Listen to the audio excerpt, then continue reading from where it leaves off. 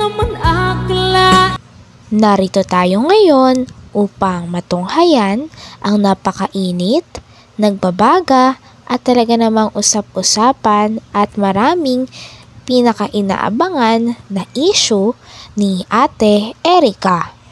Sa pagpapatuloy ng ating istorya ay makikita nga natin na napakasama talaga ng loob ni Lolo Miguel sa kanyang apo na si Ate Erica. Ito ay dahil maraming nga mga issue na lumalabas tungkol sa kanya at sinabihan pa siyang mukhang pera. Kahit maulan, pero nagawa ninyo sa amin, Lola, mong ganito. Yun lang masasabi ko sa iyo. Kay Erica tay, Erica. Siya rin po yung parehas ng dalawang Pares silang ugali? parehas lang. Bakit nagbago sila ng ugali? Bakit nagkapira ano? Pagkapira nila, wala na. Kapira? Hindi ko ma-interest yung pira nila. Yung sa akin ay yung ugali nilang ayusin nila. Ayaw ko nung gayang mga klaseng mga bata. Walang mga ugali? Walang ugali. Lapastangan masyado. Walang hiya. Hindi napunta rito tay? Ay, wala na. Mula na yun. Nagalis nga po dito ay nasa ospital kami. Hindi mo lang kaparapaalam na, Lolo, Lola, malipat na kami. Hindi Ay, nagpaalam? wala. Pagdating namin, wala nang tao dito para para dito ng alsa na ng kwan. Madilim na baga dito, wala nang katao-tao. Natira lang yung panganay kong anak. Parang namatayan na. Hindi mo nagpaalam sa amin yung mga batang yun. Talagang mga interest talagang ayaw kayo makasama doon. Bahay niyo. Dito lumaki sila. Ikaw ang nagpalaki lahat. Kami yung pala. Bakit nag-iba ugali tay? Saan nagmana? Baka doon sa pamilya nila na sa lalaki. Hindi wala naman sa amin yan. Kami magkarapatid. Magkasurundo kami. Siyam kami magkarapatid. Ayos sa yung namin. Pero sila, nagmana sila sa kabila. Sa kaya tayo kumukuha ng pangkabuhayan, araw-araw niyong pagkain, sa'yo kumukuha.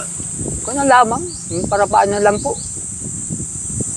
Yung mga anak ko napadala din naman. 1,000, ganyan. 700. Sa Manila kong anak.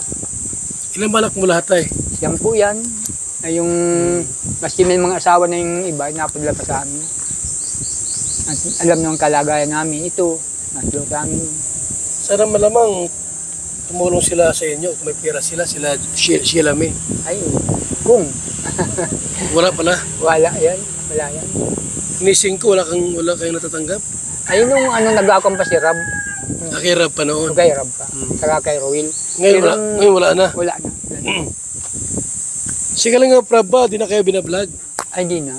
Si Ruel, yun, di wala na rin si Ruel. Wala na din po. Nag-vlog. Wala na din po. Okay. Tapos alam natin yung totohanan, yung kwento po. Kasi pangit naman yung basta ka lang, dadali. Mahirap. Mahirap man yun. So mula na rin po sa kanila, kung sino po itong dalawang ito na apo nila po na sabi nga ni tatay, lang ugali.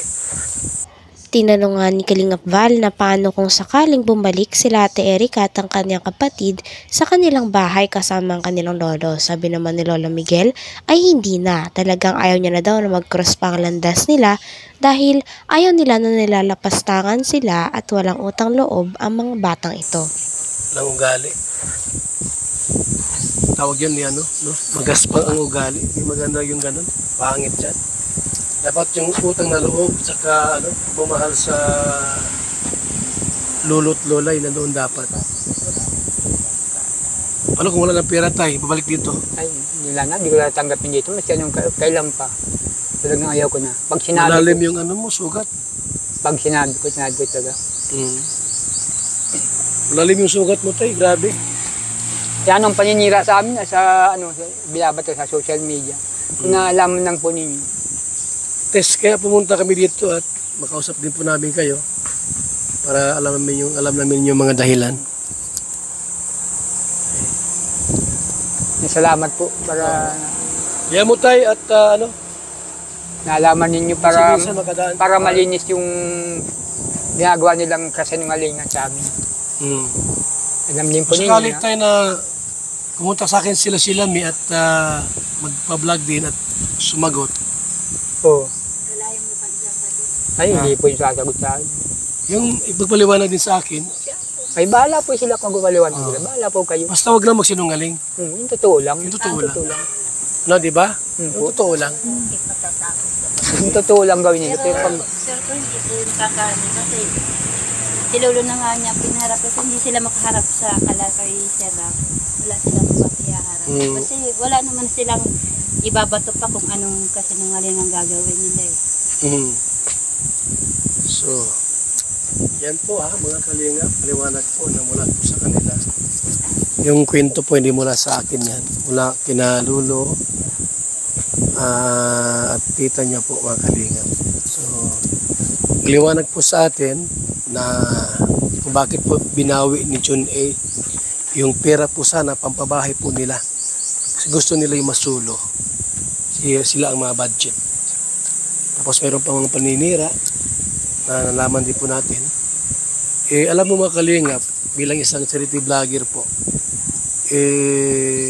yung aming pagtulong po ay systematic po tayo.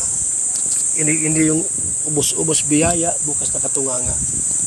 Hindi tayo ganun mga kalingap. Salamat po sa ating lahat. Taas, di ba silang bigas? Sige, isang bigas. Andun ha? salamat, maraming salamat. Minsan, punta-punta ako dito. Ha? Salamat din po para malaman din lang yung Bago nga umalis, si Kalingap Val ay binigay niya ang bigas na ibibigay niya kay Lola Miguel at sa pamilya nila. Talaga nagmamalasakit si Kalingap Val sa mga tao na aapi. At katulad ni Lola Miguel ay handang-handang tulungan ito ni Kalingap Val at pabahayan pa kung posible. So, yan po mga kalingap, paliwanag po na mula po sa kanila. Yung kwento po hindi mula sa akin yan. Mula kina Lulo at tita niya po mga kalingap. So, liwanag po sa atin na kung bakit po binawi ni John A. yung pera po sana pampabahay po nila. Kasi gusto nila yung masulo. Sila ang mga budget. Tapos mayroon pa mga paninira na nalaman din po natin. Alam mo mga kalingap, bilang isang charity vlogger po, yung aming pagtulong po ay systematic po tayo. Hindi yung ubos-ubos biyaya, bukas na katunganga. Hindi tayo ganun mga kalingap. Salamat po sa ating lahat. Taas, di ba silang bigas? Sige, isang bigas. Andun ha? salamat, maraming salamat. Minsan, punta-punta ako dito. Ha? Salamat din po para malaman din lang yung katotohanan na naghahambog sila. Pagka ako tayo ay ang mga project ng bahay, kung sakaling matapos na, okay lang ba na ako lang magpagawa ng bahay mo, kung sakali? Ay, Ha? bahala po kayo. Ako naman may sariling karpintero kung para maayos yung bahay ninyo Ha? Salamat Ate, po. ano mo? Ay, Sige na. salamat po. Ate. Sige na. Hadlo ka sila ha. Ano ba kailangan mo sa kanila? Bago na. Salamat po, Kuya Bal. Yan. Salamat po sa inyo. Sa lahat na grupo ninyo. Ako ang kakampi mo tayo ha. Ayun po. Ha? Salamat po. Kasi senior citizen kayo, dapat malmali ang senior citizen. Ayun po. Isa pa rito. Tay, Opo. ako ang kausap po dito, walang sino. Ako kausap po rito. Salamat po, Kuya Bal. Ang senior, mamahalin ko yan. Ayun po. Salamat Kuya Bal ha. Oo. Salamat sa tulong ninyo. Ako kakampi mo tayo. Huwag ka mag-alala. Ha? Di ko po naasahan na Salamat po pupunta sa kayo iyo. dito. Ganito. Ano? Ibigyan niyo Ako kami. tayo, hindi ko sisiraan si Erika. Ang gusto nga, magkasundo kayo eh. Ayan. Pero hintayin ko yung panahon na magkasundo kayo. Ha? Bahala ka po. Pero Sige, talaga kasi- sa Maganda yung mamatay tayo may sa puso. Kapag pagpapatawad. Ano? Siguro kayo, nag-iinakit kayo. Pero lilipas din naman yan. Huwag muna ngayon. Danasan sa apo. Opo. Salamat po sa inyong grupo. Tara. Team ninyo. Okay. Maraming salamat. Salamat tayo. Thank you tayo ha. Sa tulong ninyo. Hanggang dito na lamang muna ang ating napakainit, nagbabaga at talaga namang pinakausap-usapan na issue ni Ate Erica.